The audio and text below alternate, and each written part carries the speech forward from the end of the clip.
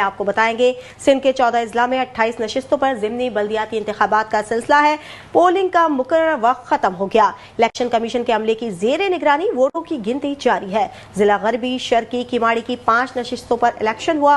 Peoples party, Jamaat Islami, JUI, PTI के उम्मीदवार मद्दे मुकाबिल है।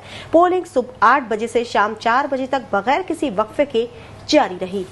जबकि आपको बताते चलें कि ज़िमनी बल्दियाती इंतखाबात में पोलिंग मुकम्मल होने के बाद वोटों की गिनती का अमल भी शुरू हो चुका था, जबकि गैर हतमी और गैर सरकारी नताइज के हवाले से बात करें तो उसका भी सिलसिला जारी रहा।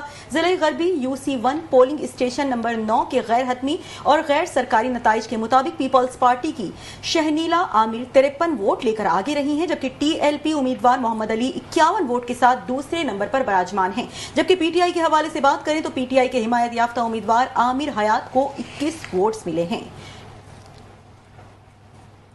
जबकि बात करें कराची में ज़िमनी बल्दियाती इंतखाबात का पहला गैर सरकारी गैर हतमी नताइज औरंगी UC1 चेयरमैन की नशिस्त के लिए पोलिंग स्टेशन नंबर 18 के बूथ नंबर 1 से जमात इस्लामी के उम्मीदवार 53 वोट लेकर आगे रहे हैं, जबकि तहरीक इंसाफ के आज़ाद उम्मीदवार को 21 वोट मिले हैं। TLP के हवाले से बात करें तो TLP को 42 वोट मिले हैं। पीपल्स पार्टी की खातून उम्मीदवार ने 15 वोट हासिल किए हैं।